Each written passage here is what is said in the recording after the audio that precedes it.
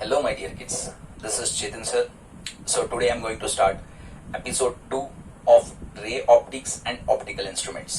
तो बच्चों, आज जो मैं स्टार्ट करने जा रहा हूँ वो एपिसोड 2 है, चैप्टर 9 ऑफ क्लास 12, जिसका नाम है रे ऑप्टिक्स और ऑप्टिकल इंस्ट्रूमेंट्स.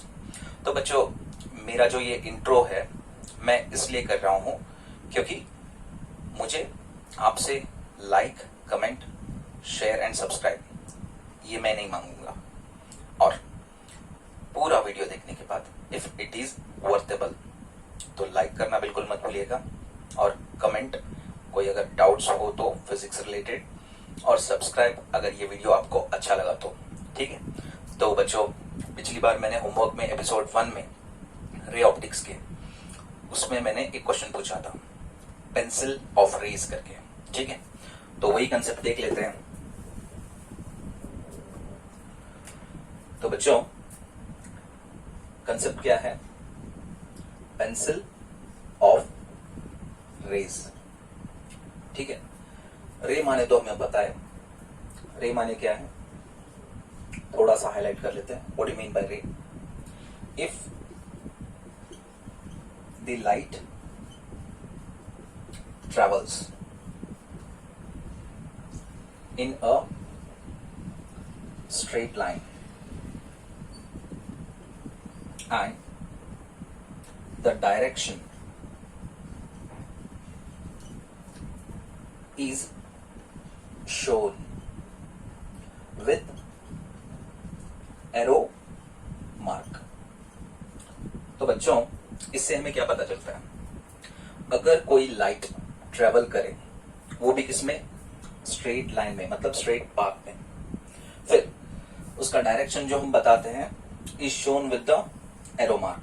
से फॉर एग्जांपल, ये आपका सोर्स ऑफ लाइट है जिसको मैं एस से रिप्रेजेंट करूंगा, और इससे एक लाइट रे आ रहा है. ठीक है. कहां पे जाके हिट करेगा? स्क्रीन पे. ये जो लाइन है इसको मैं स्क्रीन बोलूंगा. ठीक है. जिसको मैंने टारगेट रखा है, और इस पॉइंट को बोलूंगा ए और इस पॉइंट को बोलूंगा बी. तो ए और बी के बीच में जो ये सिंगल लाइन लाइट की जा रही है, जिसको हम एरो मार्क से बता रहे हैं, so it can be called as light ray. तो क्या ये सिंगल लाइट रे है? हाँ, ये सिंगल लाइट रे है. तो हम पेंसिल ऑफ रेज के बारे में जो बोल रहे हैं, तो क्या ये सिंगल लाइट रे है सर? नो. ये जो है आपका बंडल ऑफ लाइट रेज है. क्या है बच्चों? ये बंडल ऑफ लाइट रेज. क्योंकि यहां पे ये देखिए प्लूरल फॉर्म ऑफ द रे बता रहे हैं, मतलब the rays here inside will be more than one, मतलब एक से ज्यादा रेज है यहाँ पे. ठीक है. तो इसको देख लेते हैं बच्चों, क्या है ये चीज. और आपको फिर से देखना हो तो आप पॉज करके ये वीडियो को देख सकते हो, जो भी है, बैक लेके पॉज करके. अगर आपको कोई डेफिनेशन आपने पढ़ा है तो उसको आप स्किप करके दूसरा देख सकते हो. ठीक है. तो बंडल ऑफ लाइट रेज. तो बंडल ऑफ लाइट रेज माने क्या है? इफ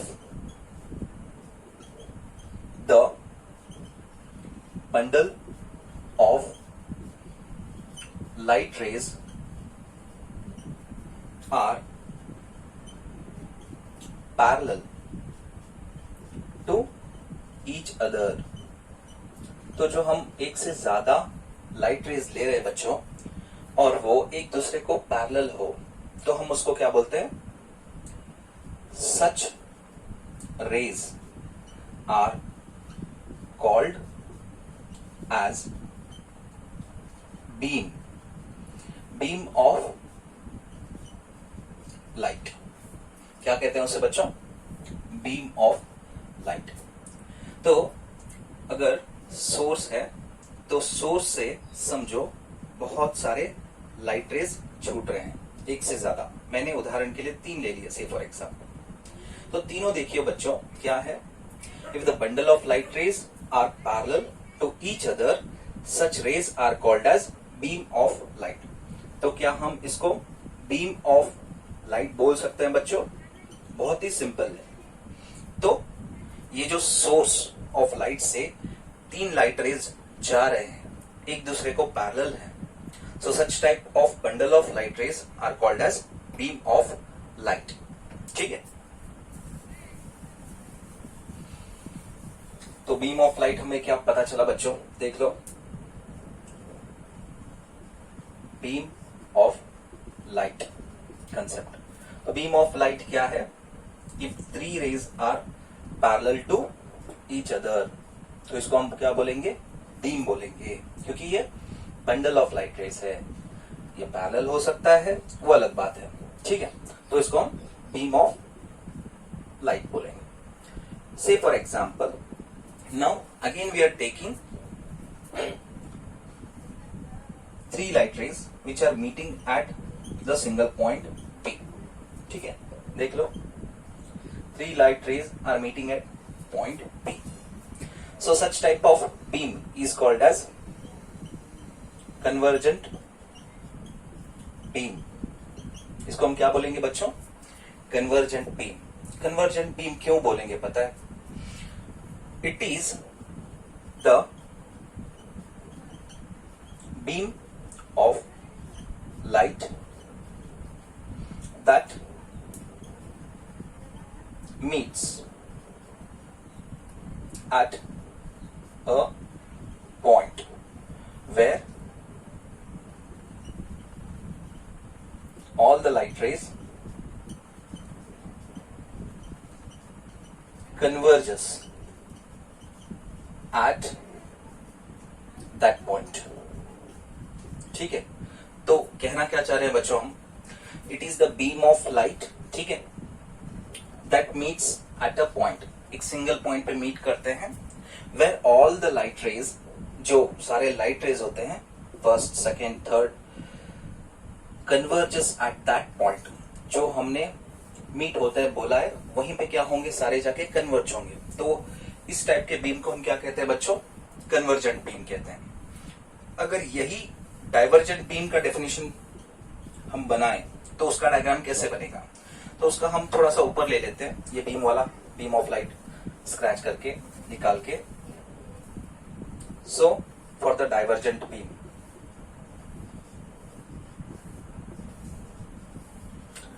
देख लो बच्चों, it is the beam of light that comes from a point where all the light rays will be going to diverge from that point. बात समझ में आई बच्चों, देख लो, it is the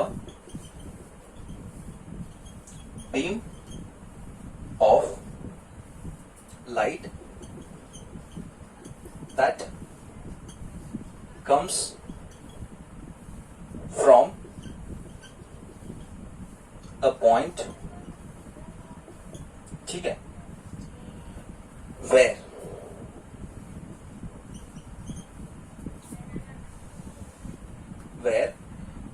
all the light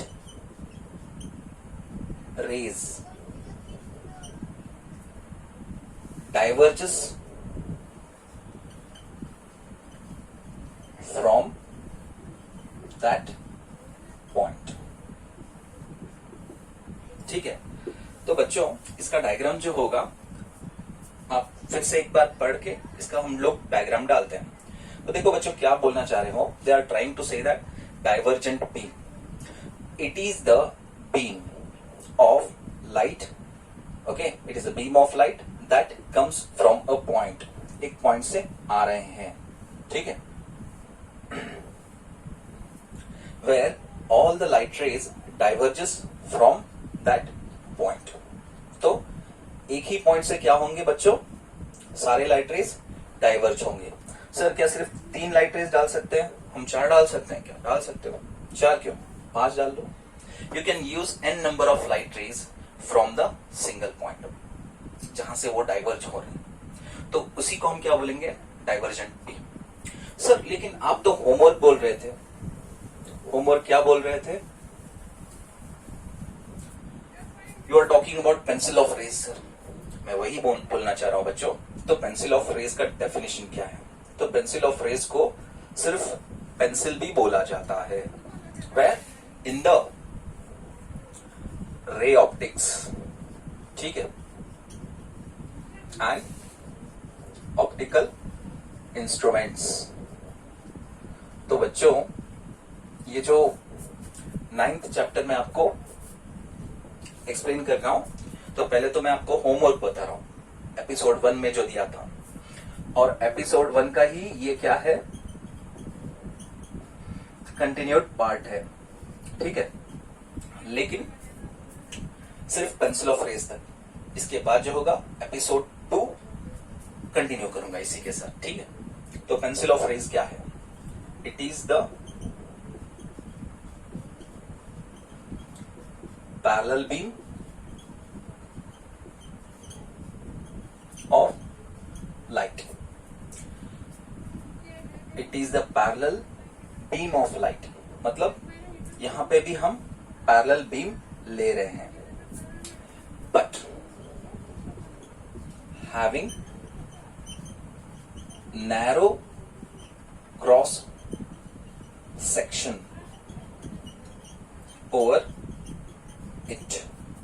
तो pencil of raise क्या है बच्चों? ये भी बीम ऑफ लाइट है, ठीक है। ये क्या है? बीम ऑफ लाइट है। किस तरह का? पैरेलल बीम, ठीक है, but having narrow cross section over it. लेकिन ये सिर्फ पैरेलल बीम नहीं है, ये पैरेलल बीम है, बीम ऑफ लाइट है, या बीम ऑफ लाइट भी हो सकता है। लेकिन यहां पे क्या होगा, यहां पे आप देख लो, you can see narrow cross section over it. तो वो वाला पोर्शन है, उसी को हम क्या कहेंगे? पेंसिल ऑफ रेज बोलेंगे। तो डायग्राम यहां पे डाल के देखते हैं बच्चों।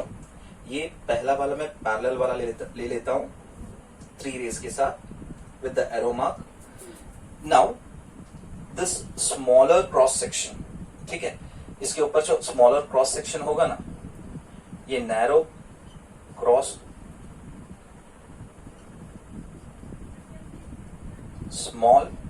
स्मॉलर नैरो क्रॉस सेक्शन, वरना आप यहां पे एक टर्म यूज कर सकते हो, smaller, having smaller narrow cross section over it. क्योंकि स्मॉलर इसलिए बोला जा रहा है, अगर ऐसे पैरेलल रेज को मैं ऐसे ले लूं with big gaps, so this cross section will not be called as smaller cross section. ये जो 2 रेज के बीच में जो डिस्टेंस दिख रहा है बच्चों आपको, बहुत ही कम होना चाहिए, तभी जाके हम कह सकते हैं कि इसका जो क्रॉस सेक्शन होगा वो लार्जर नहीं होगा, स्मॉलर होगा in case of parallel beam of light. तो ये क्या है बच्चों? This nothing but pencil of rays. तो सिर्फ ये पैरेलल बीम ऑफ लाइट के लिए होगा, या कन्वर्जेंट बीम सर और डाइवर्जेंट बीम को भी होगा sir? Yes. So pencil of rays जो है बच्चों, ये एक स्मॉलर नैरो क्रॉस सेक्शन होगा, वो पैरेलल बीम पे हो सकता है, या कन्वर्जेंट बीम पे हो सकता है, या डाइवर्जेंट बीम पे हो सकता है। तो कन्वर्जेंट और डाइवर्जेंट बीम दोनों देख लेते हैं। Say for example 3 light rays are coming and meeting at this point. ये जो स्मॉलर क्रॉस सेक्शन है ना, at this near to tip, smaller narrow cross section. So this is nothing but this is pencil of rays. But this is the example of what? Convergent beam. ठीक है, लेकिन हम इस पे क्या mark कर रहे हैं? We are marking out the pencil of rays. ठीक है, so ऐसे ही हम डाइवर्जेंट बीम का भी एग्जाम्पल देख लेते हैं, so that we should not get any kind of confusion. So 3 light rays are emitting out from the single point. तो यहां पे जो narrow smaller cross section है ना, near to tip, basically this is divergent beam. You should remember this. ये क्या है? divergent beam है. Now smaller narrow cross section. Narrow मतलब क्या होता है? छोटा वाला cross section, fine. So such type of smaller narrow cross section is nothing but pencil of rays कह लो, या सिंपली पेंसिल कह लो, फाइन। सो पेंसिल और pencil of rays from the ray optics is clearly explained. अगर और कोई doubt हो इस कंसेप्ट पे तो आप पूछ सकते हो. So we'll move to the next slide, the next concept. The next concept will be law of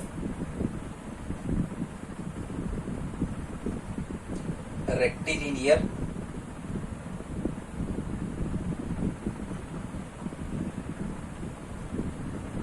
propagation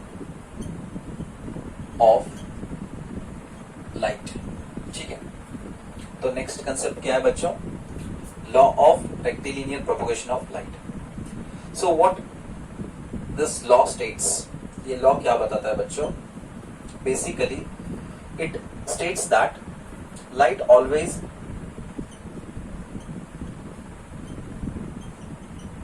travels in a straight line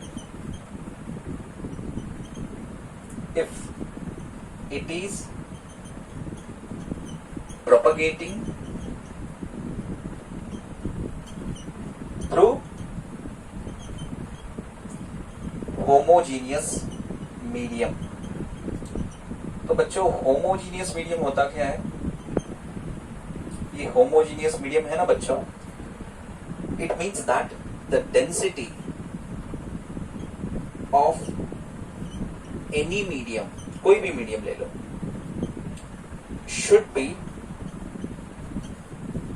same at all points in that medium. ठीक है, जो भी मीडियम हमने लिया है उस medium में each point पे डेंसिटी सेम होनी चाहिए. तो हम उसको क्या बोलते हैं बच्चों? उसको बोलते हैं homogeneous medium. So light always travels in a straight line if it is propagating through homogeneous medium.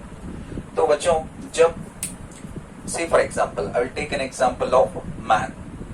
एक इंसान जा रहा है, खुले रोड पे जा रहा है और रोड पे कोई ट्रैफिक नहीं है.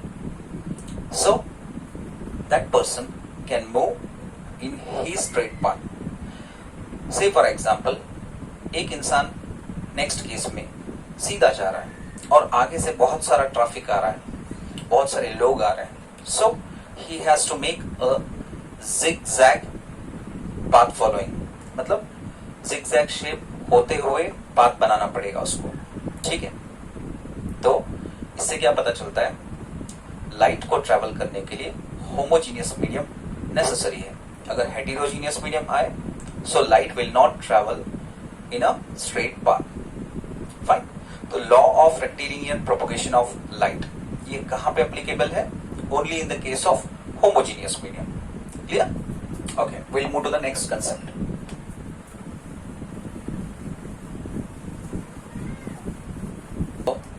हमने रेक्टिलिनियर प्रोपगेशन ऑफ लाइट के बारे में पढ़ लिया, जो कि लॉ में बताया मैंने, लेकिन उसके लिए एविडेंसेस क्या हैं तो देख लेते हैं. चलिए, so evidences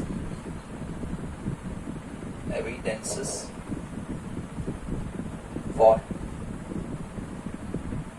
rectilinear propagation of light. So what they are trying to say, my dear kids, वो क्या बताना चाह रहे हैं? They are saying that evidences for rectilinear propagation of light, मतलब जो लाइट स्ट्रेट जा रहा है ये स्ट्रेट है, इसके लिए प्रूफ क्या है? ठीक है, तो आपको प्रूफ करना पड़ेगा विद द एविडेंस. ठीक है, तो चलो देख लेते हैं. समझो, इसी को मैंने एग्जांपल ले लिया. A source is emitting light रे ओवर द ऑब्जेक्ट. से फॉर एग्जांपल ये स्फीयर है. ठीक, तो स्फीयर का जो इस तरह से लाइट रे पड़ने के बाद, ठीक है, स्ट्रेट पड़ रहा है, तो ऐसे यहां पे स्क्रीन पे over the screen, you know what you are going to observe.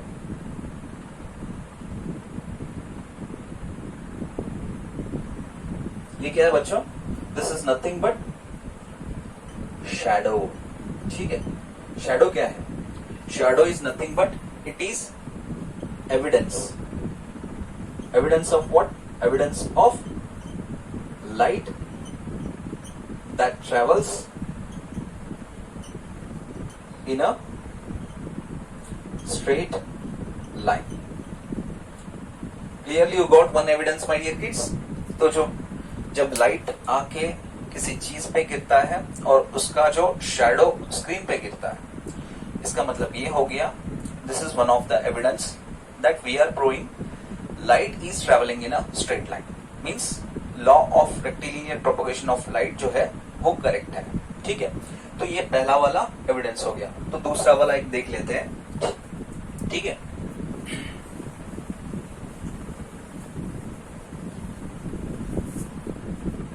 my dear kids, say for example here is the sun, ठीक है, and here is your earth, mother planet. Now when the moon will, sun के नजदीक नहीं होता है, moon will be somewhere here. So light rays पे गिरने के बाद जो एक डार्क पोर्शन क्रिएट होता है over the earth, ठीक है।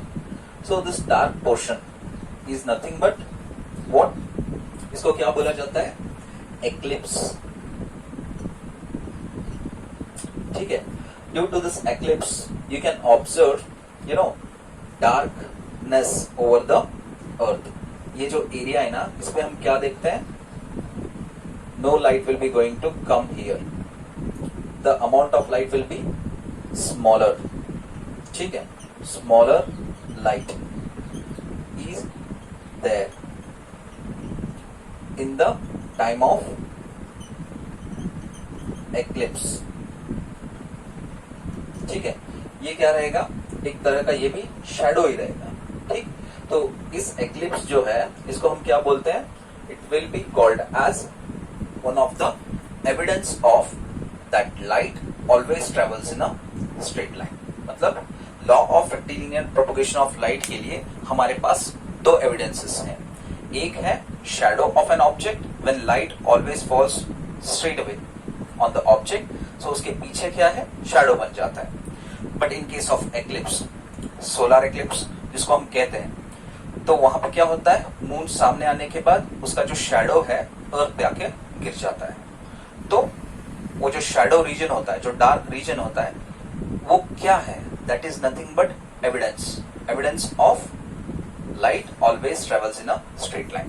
Clear? ठीक, तो इसको रब कर लेते हैं। नेक्स्ट कंसेप्ट होगा इमेज ऑफ एन ऑब्जेक्ट। ठीक है,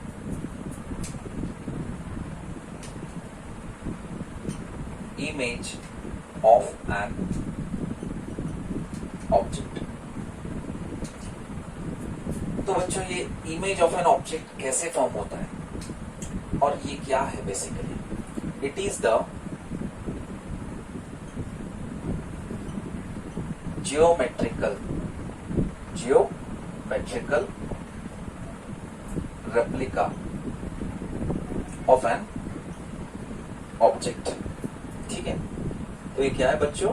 basically it is the geometrical replica of an object. मतलब कोई भी ऑब्जेक्ट है, समझो कि मैंने बॉल रखा, ठीक है, और इस बॉल को मैंने प्लेन मिरर के सामने रखा। ठीक, तो मैंने एग्जांपल में क्या लिया? बॉल के साथ प्लेन मिरर।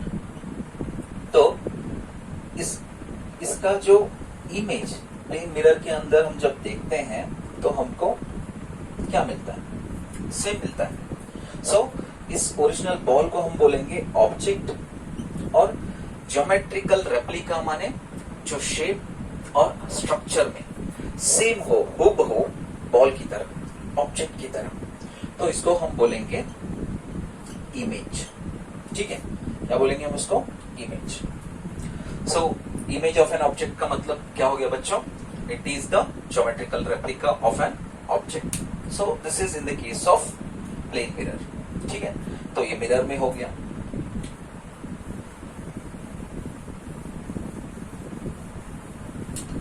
लेकिन सिर्फ ये ज्योमेट्रिकल रेप्लिका तक सीमित है बच्चों, क्या इमेज माने, या कुछ इससे बढ़ के है? सो बेसिकली ये कब फॉर्म होता है? whenever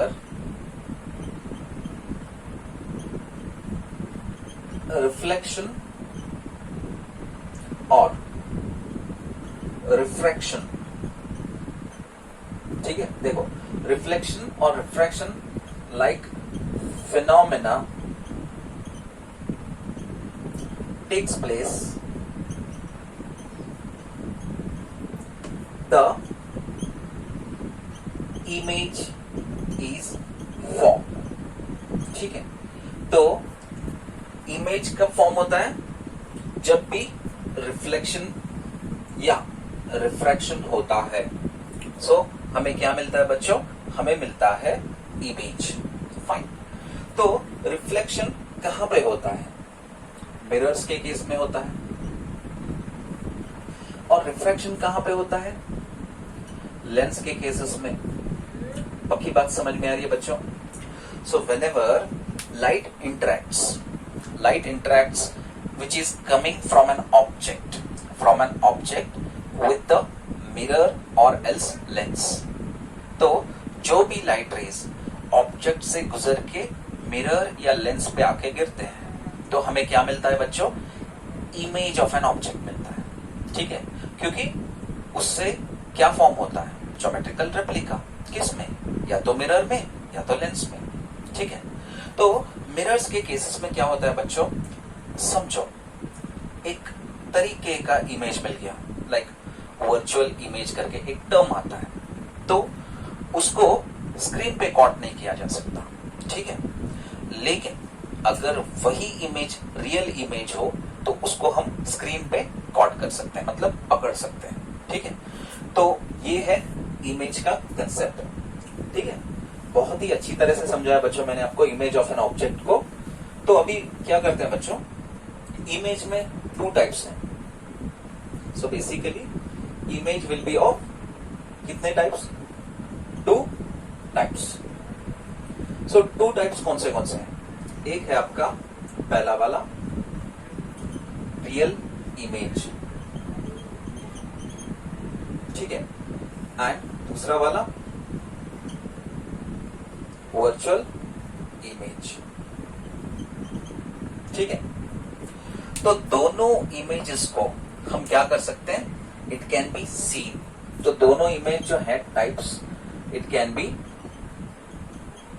scene. दोनों में कॉमन क्या है? दोनों को देखा जा सकता है, ठीक है। बट दोनों में डिफरेंसेस क्या आते हैं? ये तो आपका कॉमन हो गया। दोनों में कॉमन क्या है? दोनों को देखा जा सकता है। But what about real and what about virtual? ये जो रियल है इट कैन बी कॉट, तो इसको हम कॉट ऑन द स्क्रीन। तो रियल इमेज को हम स्क्रीन पे क्या कर सकते हैं? पकड़ सकते हैं। लेकिन वर्चुअल इमेज को can not be caught on the screen. तो ये स्क्रीन क्या होता है बच्चों? जब भी आप किसी सोर्स से लाइट को एमिट करते हो और वो किसी ऑब्जेक्ट पे जाके गिरता है, समझो कि ये बॉल है, ठीक। तो बॉल लेने से बेहतर है एक वर्टिकल ऑब्जेक्ट ले लेते हैं। समझो कि आपने एक कैंडल ले लिया, ठीक। तो इस पे जाके क्या हो रहा है? लाइट गिर रहा है। लाइट गिरने के बाद इससे लाइट जो समझो लेंस पे आके गिरा, ठीक है। तो लेंस पे आके गिरने के बाद इससे जो रिफ्रैक्शन होगा, इससे रिफ्लेक्शन नहीं रिफ्रैक्शन कह रहा हूं मैं, try to understand my point, refraction, ठीक है। And when it will get on the screen, तो यहां पे क्या मिलेगा? इस जगह पे इमेज मिलेगा, ठीक है। तो इमेज जो मिलेगा इट डिपेंड्स किस तरह का है। अगर रियल इमेज है तो वो क्या होगा? उल्टा होगा। मतलब आपको यहां पे कैंडल क्या दिखेगा? कैंडल ऐसे दिखेगा, ठीक। So this is called as real image, ठीक। समझो दूसरा एग्जांपल ले लेते हैं। रियल इमेज क्या होता है?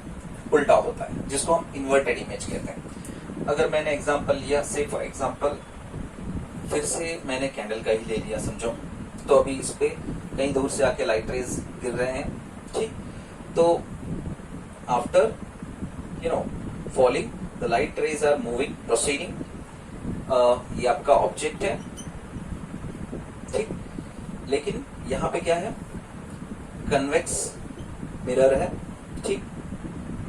तो कन्वेक्स मिरर का यहाँ पे गिरने के बाद क्या हो रहा है? ऐसे जा रहे हैं रिफ्लेक्ट होके, तो ये वापस ऐसे आ रहा है, तो ये इधर आ रहा है रिफ्लेक्ट होके यहाँ से, इस पॉइंट से, ठीक। लेकिन इसका एक्सटेंशन हम बढ़ाएंगे from the at the backward of the convex mirror, ठीक है। तो ये जो हमें इमेज यहाँ पे मिलेगा, it will B erected. Erected माने स्ट्रेट, वर्चुअल। वर्चुअल माने it cannot be caught on the screen. तो यहाँ पे कहीं पे भी स्क्रीन नहीं है पीछे, मतलब this image is inside of this mirror, not back side of the mirror. Try to understand my point. तो स्क्रीन पे हम इसको कैच नहीं कर सकते in case of convex mirror, क्योंकि ये वर्चुअल है, तो इसको स्क्रीन पे पकड़ा नहीं जा सकता। लेकिन जो मैंने पहला वाला एग्जांपल दिखाया था, मैंने जल्दी से रब किया, तो उसको पॉज कीजिएगा। यू कैन सी दैट वो उल्टा था कैंडल, ठीक है। कैसा था?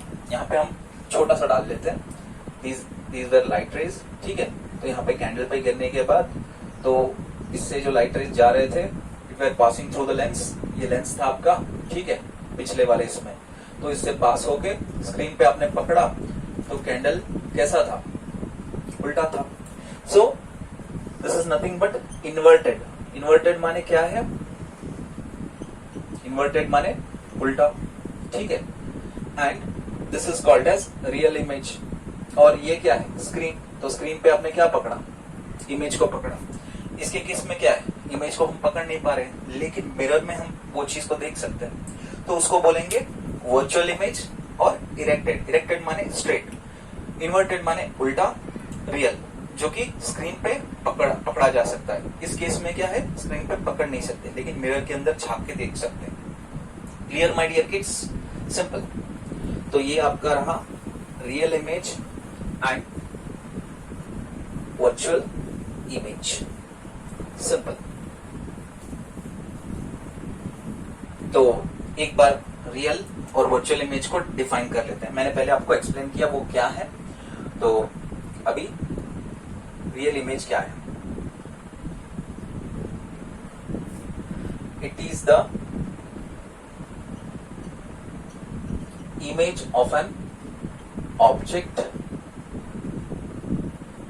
which can be seen,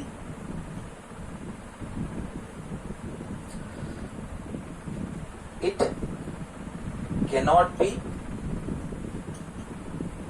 not it cannot be, it's a real image, it can be caught on the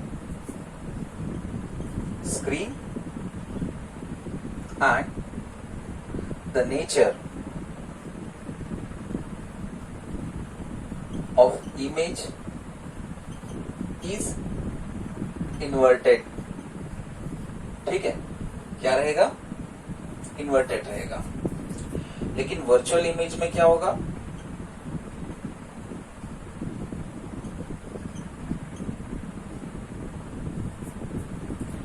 it is the same definition को थोड़ा सा मॉडिफाई कर लेते हैं। It is the image of an object, ठीक है, which cannot be, is it? नहीं। Common क्या बोला था मैंने? विच कैन बी सीन, लेकिन it cannot be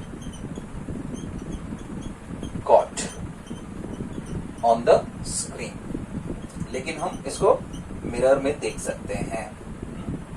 and the nature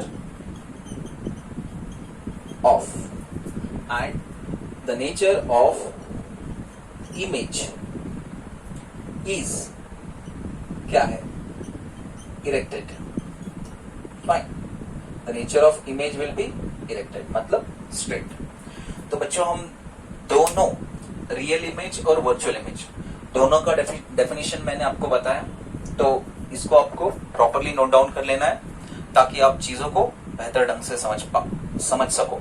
तो इसको रब करते हैं और नेक्स्ट कंसेप्ट को मूव करते हैं. नेक्स्ट कंसेप्ट जो है वो है आपका behaviour of light at the interface of two media. ठीक है, तो बच्चों दो टर्म्स को हमें देखना है. फर्स्ट ऑफ ऑल ये इंटरफेस माने क्या है और दूसरा ये मीडिया, ताकि जब भी ये इंग्लिश टर्म्स आते हैं डिफिकल्ट टर्म्स, हमें जो कंसेप्ट समझना होता है वो हम ढंग से समझ नहीं पाते हैं. तो पहले वो दो टर्म्स को क्लियर कर लेते हैं. वो क्या है, ये इंटरफेस माने क्या है बच्चों. चलो मान के चलो यहाँ पे मैंने कंटेनर लिया है, ठीक, और ये आपका पानी है, ठीक है, और यहाँ पे एयर है, एयर और वाटर. ठीक है, तो ये एयर जो है ये एक मीडियम है, माध्यम, ठीक है, जिसमें से लाइट पास हो सकता है. Even though in case of water इधर भी लाइट पास हो सकता है, ये भी एक मीडियम है. तो दोनों क्या है, ऑप्टिकल मीडियम है. मतलब जो मीडियम जिससे लाइट पास होता हो हम उसको ऑप्टिकल मीडियम कहते हैं. ठीक, so we have two mediums here. तो दो मीडियम है माने एक से ज्यादा. जब एक से ज्यादा मीडियम है तो हम उसको क्या बोलते हैं, मीडिया बोलते हैं. It is not electronic media और पेपर मीडिया. यहाँ पे जो मीडिया टर्म है is nothing but it's a plural form. ये क्या है बच्चों, ये प्लूरल फॉर्म है. तो प्लूरल फॉर्म किसका है, ये प्लूरल फॉर्म मीडियम का है. ठीक है, okay, so clearly you got this. Now इसको मीडिया तो हमने समझ लिया, मीडिया क्या है, बट व्हाट अबाउट इंटरफेस. तो ये जो दो मीडियम्स हैं, एक आपका एयर मीडियम दूसरा वाटर, तो दोनों को कौन सा वाला सरफेस डिवाइड कर रहा है, ये वाला. ठीक, तो ये जो डिवाइड कर रहा है इसी को हम क्या बोलेंगे, इंटरफेस बोलेंगे. इंटरफेस मतलब दोनों मीडिया को यही फेस जो है ना क्या कर रहा है, मिला रहा है. तो हम इसको बोलेंगे इंटरफेस ऑफ टू मीडिया. मतलब पानी का जो फेस है ये वाला रहेगा इनसाइड वाला, एयर का जो रहेगा फेस ये वाला रहेगा. तो दो मीडिया का क्या है, इंटरफेस है, ये लेयर या ये डिवीजन. ठीक है, उसी को हम क्या बोलेंगे, इंटरफेस बोलेंगे. तो बच्चों ये तो चीज समझ में आया. Now behaviour of light at the interface of two media. तो कैसा बिहेव करता है light, whenever say for example I am taking an example of glass medium. ठीक है, ग्लास का मैं एग्जांपल ले लेता हूं. Now this is say for example air medium, so this is glass medium. so glass की जो डेंसिटी होती है बच्चों वो क्या होती है, ज्यादा होती है. ओके, तो इसको मैं कैसे बताऊंगा, as equals to rho to the base g. तो इसकी डेंसिटी ज्यादा है और इसकी जो है rho to the base a, इसकी डेंसिटी कम है. तो इसको मैं कंडीशन ऐसे बताऊंगा, rho to the base g is greater than rho to the base a. ठीक, तो जब भी लाइट रे से फॉर एग्जांपल बच्चों इसको मैं एक नॉर्मल की तौर ले लेता हूं n, और यहां पे नीचे m ले लूंगा, कोई दिक्कत नहीं. नाउ ये जो पॉइंट है इसको बोलूंगा मैं पॉइंट ऑफ इंसिडेंस. मतलब लाइट रे आके यहाँ पे गिरेगा. ठीक, तो ऐसे मैंने लाइट रे को गिराया तो इसको बोलूंगा मैं इंसिडेंट रे, क्योंकि ये सिग्नल है और ये गिरने वाला रे है, तो इसको बोलूंगा मैं इंसिडेंट रे। और ये जो है आपका एंगल ऑफ इंसिडेंस रहेगा, ठीक। और इसका जो एक्सटेंशन रहेगा वो ऐसे रहेगा, ठीक। लेकिन व्हेनेवर लाइट रे, बच्चों whenever light ray enters from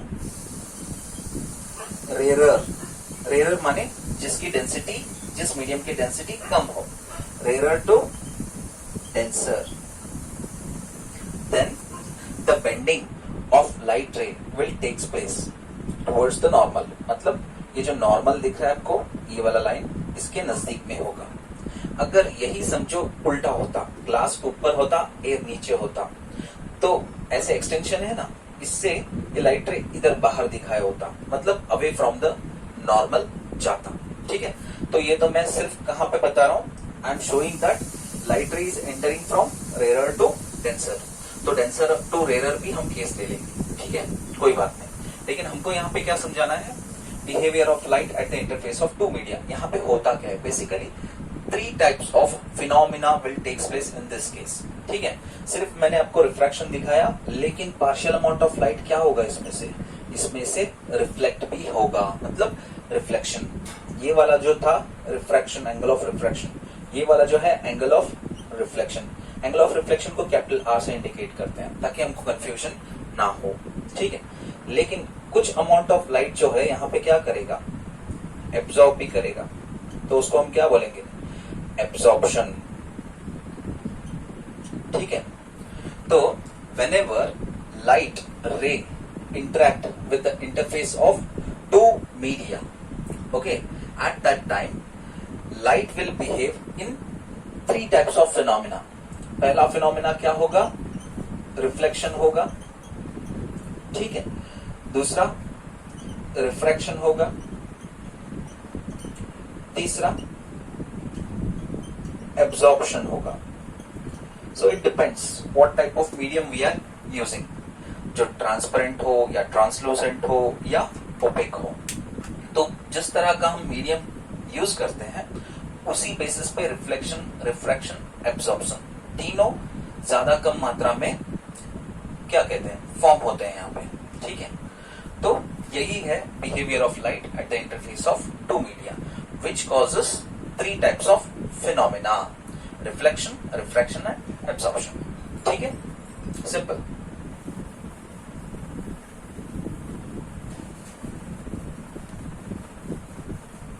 next concept होगा बच्चों, इट इज मिरर, ठीक है। तो मिरर क्या है बच्चों, it is the smooth reflecting surface, ठीक है।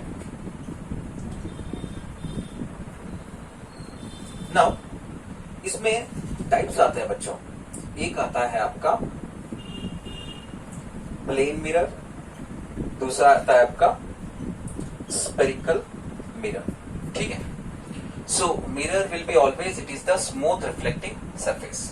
नाउ 2 टाइप्स के मिरर आते हैं, एक आता है आपका प्लेन मिरर, दूसरा आता है आपका स्पेरिकल मिरर। तो स्मूथ रिफ्लेक्टिंग होता क्या है, चलो पहले तो हम देख लेते हैं प्लेन मिरर के बारे में diagrammatically, then we are going to define actually plane mirror होता क्या है। It is the, first of all define कर लेते हैं, it is the plane smooth reflecting surface. तो देखिए आप, ये डेफिनेशन में भी आपको एक चीज दिख रहा है, स्मूथ रिफ्लेक्टिंग सरफेस, इसमें भी आपको स्मूथ रिफ्लेक्टिंग सरफेस के साथ प्लेन दिख रहा है, ठीक है। और अगर स्पेरिकल को डिफाइन करना हो तो again same, it is the spherical, ठीक, स्मूथ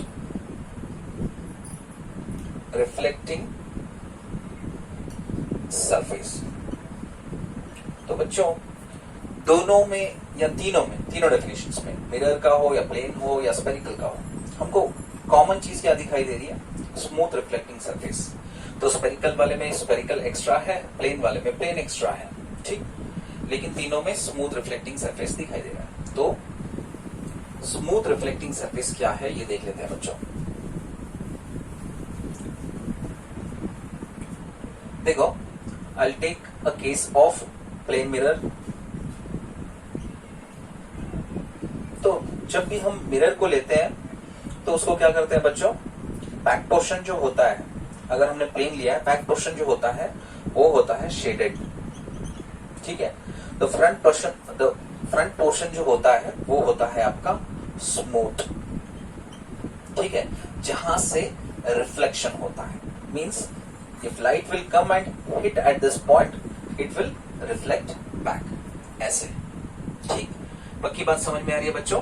जो बैक वाला होता है वो शेडेड पोर्शन होता है, तो फ्रंट वाला होता है वो स्मूथ होता है और रिफ्लेक्टिंग सरफेस होता है। क्योंकि ये प्लेन है इसीलिए हम क्या बोलेंगे इसको, प्लेन स्मूथ रिफ्लेक्टिंग सरफेस। समझो, अगर स्पेरिकल वाला ले लेते हैं हम कंसिडरेशन के लिए, स्पेरिकल स्मूथ रिफ्लेक्टिंग सरफेस। अभी स्पेरिकल कैसे आप लोगे, दो ले लेते हैं, one will be like this and one will be like this. ठीक है, तो इसको शेडेड अगर हम इनसाइड कर लेते हैं और ये वाला स्पेरिकल आपको दिख रहा है वो स्मूथ रिफ्लेक्टिंग बन जाता है, से फॉर एग्जांपल। तो इस स्मूथ रिफ्लेक्टिंग सरफेस को हम बोलेंगे कन्वेक्स मिरर। जो बाहर से लाइट आने के बाद रिफ्लेक्ट करे इसको हम बोलते हैं कन्वेक्स मिरर।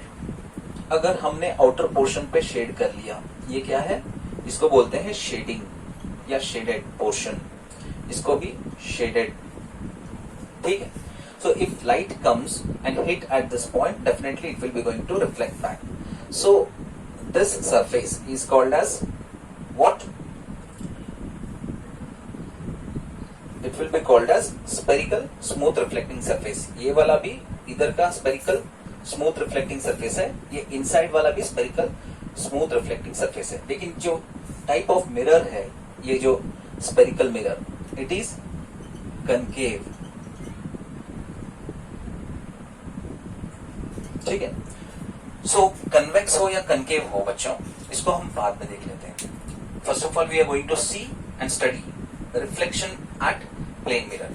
ठीक है, तो ये वाला तो पॉइंट हमने कवर कर लिया।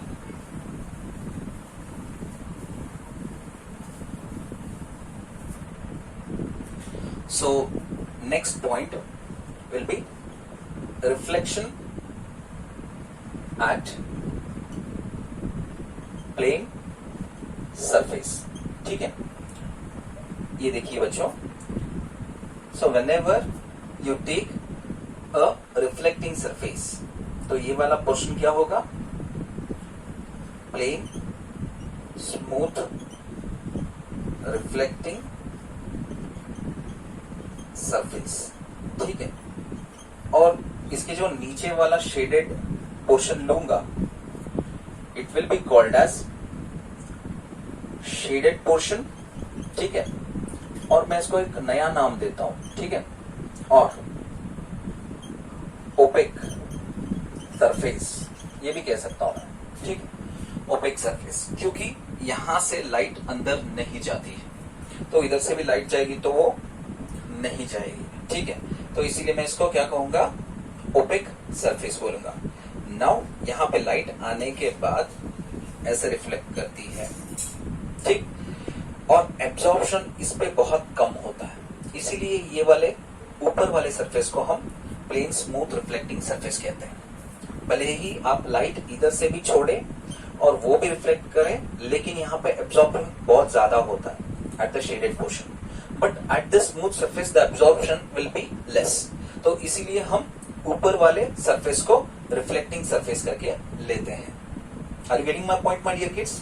आई नो दैट ये जो क्वेश्चन है आपके दिमाग में आएगा, सर अगर हम ऊपर से रिफ्लेक्शन ले सकते हैं तो नीचे वाला पोर्शन को फ्लिप करके रखते हैं तो वहां से भी रिफ्लेक्शन हो सकता है, बट इन दिस रीजन ये कलर से शेडेड रहेगा अगर कोई कलर या कोई मटेरियल से शेडेड रहेगा तो आप डिफरेंट मटेरियल यूज कर रहे हो। So when you are using different material, definitely उसमें लाइट जाके एब्सॉर्ब करेगा।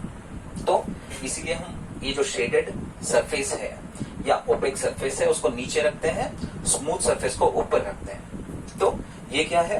This is nothing but incident ray. ये क्या है? Reflected ray. और इस फिनोमिना को हम क्या बोलते हैं बच्चों? Reflection. Reflection at plane surface of the mirror या प्लेन मिरर, ठीक है। सो इसी फिनोमिना को हम क्या कहते हैं? रिफ्लेक्शन कहते हैं। पक्की बात समझ में आई बच्चों? The bending of light will takes place into the same medium due to same refractive index, ठीक है। क्योंकि यहां पे क्या होता है? इंटरफेस से पास ही नहीं होता है लाइट रे, और जो मीडियम का जो रिफ्रैक्टिव इंडेक्स रहता है वो सेम रहता है, और जो बेंडिंग लेगा वो एक ही मीडियम में लेगा, by forming angle of incidence as well as angle of reflection. तो इसको हम क्या कहते हैं? इस फिनोमिना को रिफ्लेक्शन कहते हैं। सिंपल, ठीक है। तो अभी इसको ढंग से समझते हुए जाएंगे बच्चों। रिफ्लेक्शन एट प्लेन सरफेस तो हमने देख लिया, लेकिन इसमें बहुत सारे पॉइंट्स आते हैं। पहला वाला पॉइंट क्या होगा? एंगल ऑफ इंसिडेंस, ठीक है, एंगल ऑफ इंसिडेंस। दूसरा वाला होगा एंगल ऑफ रिफ्लेक्शन। तीसरा वाला होगा ग्लांसिंग एंगल, ठीक है। चौथा वाला होगा एंगल ऑफ डिविएशन। पांचवा वाला पॉइंट होगा एट नॉर्मल इंसिडेंस ऑफ रे, ठीक। तो 5 पॉइंट्स तो हमको समझने हैं। Where? At the reflection at plane surface, ठीक। तो एक एक चीजों को हम समझते हुए जाते हैं। This is the plane surface, तो इसको हमें क्या बनाना है? नीचे वाले पोर्शन को ओपेक सरफेस बनाना है। ये क्या है? ओपेक सरफेस, ठीक है। तो ये क्या है? प्लेन सरफेस है विच इज नॉट स्फेरिकल, ठीक। Now the light ray is coming at this point और यहां से हिट करके वापस जा रहा है, ठीक। और ये क्या है आपका? इमेजिनरी लाइन आप ड्रॉ कर रहे हो इस पॉइंट पे। समझो कि इसको पॉइंट पी बोलूंगा और इसको बोलूंगा एन, इस डॉटेड लाइन को। ये जो पी एन है इसको मैं बोलूंगा normal drawn to surface, plane surface A B, drawn to A B, ठीक है। तो यहां पे जो है बच्चों, ये इसको बोलूंगा सी और इसको बोलूंगा डी, ठीक। जो सीपी है बच्चों वो क्या है? इंसिडेंट रे, ठीक है। पक्की बात समझ में आई? और ये पी डी जो है it is nothing but reflected ray. क्या है? रिफ्लेक्टेड रे, सिंपल, ठीक है। नाउ नॉर्मल से जो भी हम एंगल ये जो सीपी पे दिखा रहे हैं, it will be called as angle of incidence, ठीक है। तो ओपेक सरफेस को थोड़ा ऊपर लिख लेते हैं हम,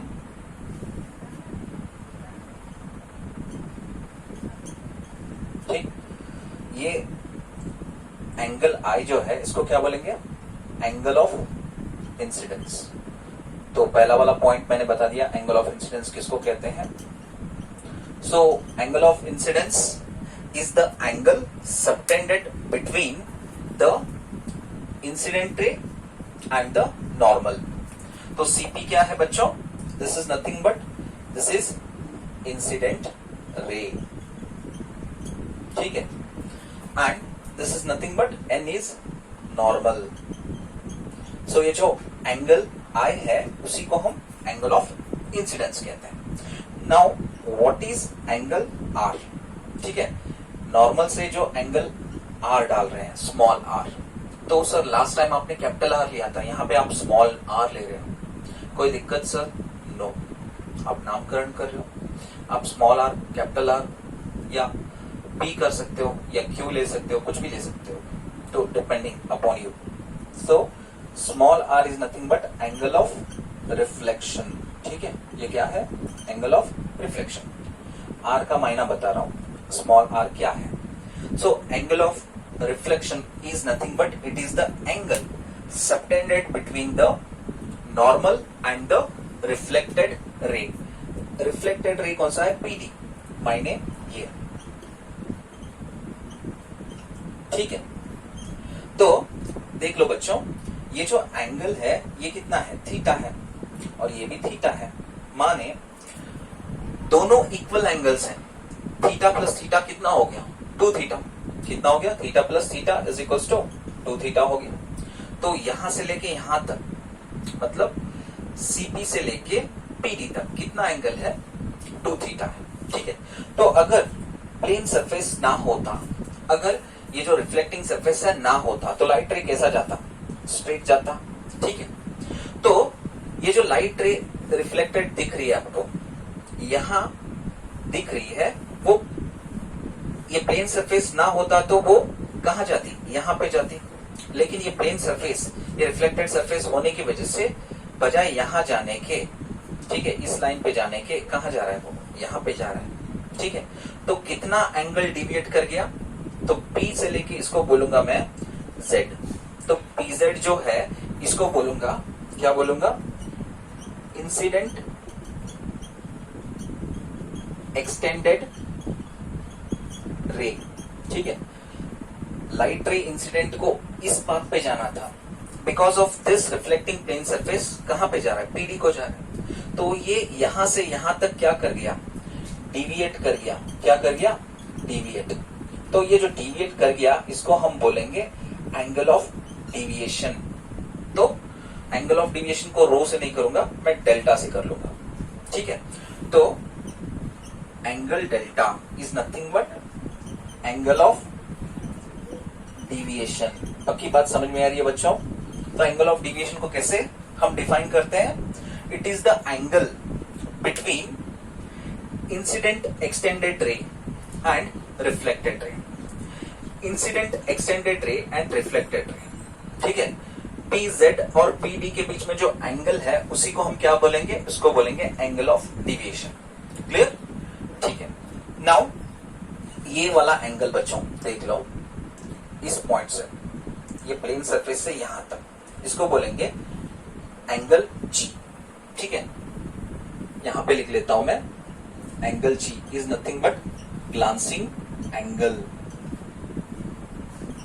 ठीक है, so angle G in case of reflection, not refraction. Refraction में डिफरेंट होता है और रिफ्लेक्शन में डिफरेंट होता है। ठीक है, so angle G is nothing but glancing angle. So angle G is the glancing angle which is subtended in between the smooth reflecting surface and the incident ray is called as, इसको क्या बोलेंगे? glancing angle। Clear हो गया? तो AP और CP के बीच में जो एंगल होगा वो क्या होगा? Angle G, glancing angle. ये पूरा डायग्राम समझ में आया बच्चों? अभी angle of incidence, angle of reflection, फिर एंगल ऑफ डिविएशन को एक्सप्लेन किया, फिर बाद में ग्लांसिंग एंगल को एक्सप्लेन किया। अभी बचा क्या है? एट नॉर्मल इंसिडेंस ऑफ रे। तो इसी डायग्राम को मैं यहां पे डाल लेता हूं, छोटा वाला। ये आपका स्मूथ रिफ्लेक्टिंग सरफेस है, तो ये आपका नॉर्मल है। समझो कि नॉर्मल पे ही लाइट रे आ रहा है, ऐसे इंसिडेंट कर रहा है। ठीक है, तो ये इंसिडेंट रे है, तो वापस क्या करेगा? रिफ्लेक्ट करेगा। ठीक है, तो इसको क्या बोलेंगे? Reflected ray. और यहां पे जो हम नॉर्मल से एंगल ऑफ इंसिडेंस दिखा रहे थे, एंगल ऑफ रिफ्लेक्शन दिखा रहे थे, तो एंगल ऑफ इंसिडेंस कैसे है? ऐसे है। तो नॉर्मल कैसे है? ऐसे है। तो दोनों के बीच में एंगल कितना है? थीटा इज इक्वल टू 0, मतलब I इज इक्वल टू 0 है in case of when the light ray is incidenting normally. अगर रिफ्लेक्टेड रे कैसे है, ऐसे है, तो नॉर्मल कैसे है, ऐसे है, सो थीटा कितना है, 0 है। सो एंगल ऑफ रिफ्लेक्शन कितना है, 0 है। Now at the case of when the light ray is at normal incidence to the plane surface, smooth reflecting plane surface, angle of incidence is equals to angle of reflection is equals to 0। तो इस case में angle कितना रहेगा, दोनों cases में angle of incidence हो या reflection हो, वो दोनों 0 होंगे। किस केस में, एट नॉर्मल इंसिडेंस ऑफ रे। सो this is over with this concept. तो नेक्स्ट कंसेप्ट को हम क्लिक करते हैं, ठीक है। वो नेक्स्ट कंसेप्ट है क्या, Snell's law of reflection। क्या है बच्चों, Snell's law of reflection।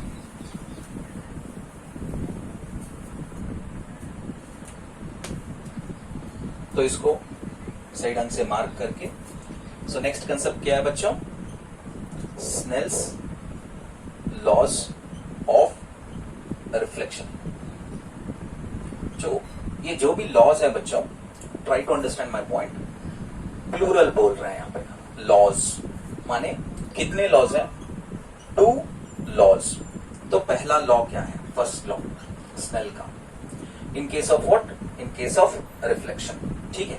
तो पहला वाला लॉ ये है, angle of incidence is equals to angle of reflection. तो पहला लॉ क्या बताता है रिफ्लेक्शन का, जो भी लाइट रे आके प्लेन सरफेस पे गिरेगा, ठीक है, जो हम यहां से नॉर्मल ड्रॉ करेंगे और रिफ्लेक्टेड रे मिलेगा, तो ये जो एंगल ऑफ इंसिडेंस होगा और ये एंगल ऑफ रिफ्लेक्शन होगा, तो कितना होगा समझो, ये एंगल ऑफ इंसिडेंस यहाँ पे कितना है, 45 डिग्री है समझो, तो एंगल ऑफ रिफ्लेक्शन कितना होगा, वो भी 45 डिग्री होगा।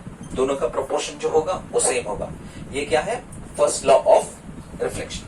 तो उसको किसने फ्रेम किया था, स्नेल्स ने, ठीक है। तो इसीलिए स्नेल्स लॉज ऑफ रिफ्लेक्शन बोलते हैं। नाउ द सेकेंड लॉ, ये सेकेंड लॉ क्या है बच्चों, जब भी ये देखो, दिस इज इंसिडेंट रे, this is normal and this is reflected ray. जब भी ये रिफ्लेक्शन फिनोमिना होगा, कौन सा फिनोमिना बच्चों, रिफ्लेक्शन फिनोमिना होगा, it will be in the same plane, ठीक है। ये इंसिडेंट रे है, ये नॉर्मल है और ये रिफ्लेक्टेड रे। तो इसमें क्या बोला जाएगा, second law states that incident ray, reflected ray and the normal all lie in the same plane। okay, so incident ray हो या reflected ray and normal all lie in the same plane। तो अगर मैं इसको एक cardboard की तरह देख लूं, तो एक ही प्लेन में सारे क्या कर रहे हैं, फिट कर रहे हैं। ये क्या है आपका second Snell's law of reflection. Clear. So ये वाला यहां तक मैंने क्लियरली एक्सप्लेनेशन किया आपको। तो अभी जो नेक्स्ट है वो पॉइंट देख लेते हैं, ठीक है। पहले इसको रब कर लेते हैं। नेक्स्ट कंसेप्ट होगा number of images formed between two mirrors। okay, so basically we are going to see that उसके लिए फॉर्मूला कौन सा यूज होता है।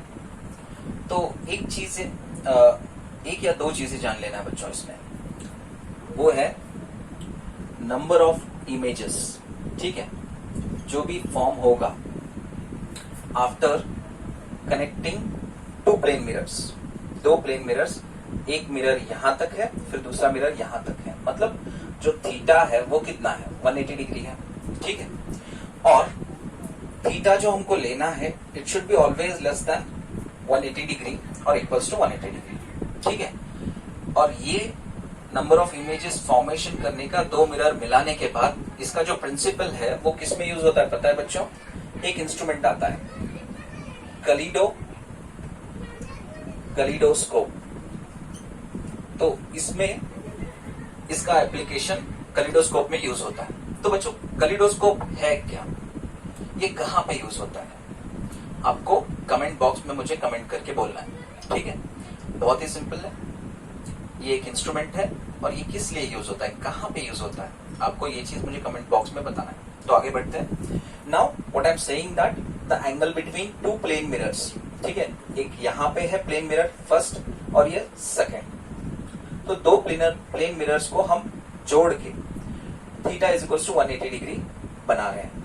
तो कंडीशन क्या है? Theta should be either equal to 180 degree और लेस देन 180 डिग्री, ठीक है? तो नंबर ऑफ इमेजेस जो फॉर्म होंगे it will be always odd integers, ठीक है? क्या होंगे? Odd integers. तो आपको जो मिलेगा 1, 3, 5, 7 ऐसे ही मिलेंगे, ठीक है? तो देख लेते हैं, चलो। If they are going to ask you, say for example theta is equals to 180 degree, they are going to ask you number of images formed inside the plane mirrors। तो उसके लिए एक फॉर्मूला है बच्चों, n is equals to 360 divided by, ठीक है, theta minus 1। तो बच्चों ये जो थीटा है ये क्या है? 180 डिग्री है। तो अगर ये 180 डिग्री है, क्योंकि ये इंटीजर है, ये डेसिमल नंबर नहीं है, try to understand my point, this is integer. तो डेसिमल नंबर बिल्कुल नहीं लेना है। सर 45.5 हो तो ऐसा नहीं, it should be integer, purely number, ठीक है, होल नंबर होना चाहिए। तो -1, 181 जा 182 जा, तो आपको ये इवन मिल गया। मतलब ये पोर्शन जो आपको मिलता है this will be always even. तो इवन मिल गया हमको 2 minus 1 कितना मिला? 1। सो n is equals to कितना मिला? 1। So this is nothing but number of images formed in this plane mirror। जब हमने ऑब्जेक्ट इसके सामने रखा था, समझो कि कैंडल रखा था हमने, तो इसका जो इमेज फॉर्म हुआ कितना? 1। तो दूसरा वाला एग्जांपल ले लेते हैं। समझो कि थीटा इज इक्वल्स टू हमने 60 डिग्री लिया है, तो दो प्लेन मिरर्स लिए, एक इधर और एक इधर। सो थीटा कितना है? 60 डिग्री है। सो इसके बीच में एक ऑब्जेक्ट रखा है, समझ लो ये कैंडल है, ठीक? तो इसके इमेजेस कितने फॉर्म होंगे? सो नंबर ऑफ इमेजेस के लिए फॉर्मूला क्या होगा? n is equal to 360 degree divided by theta minus 1। So 360 as it is, theta कितना है? 60 है, -1।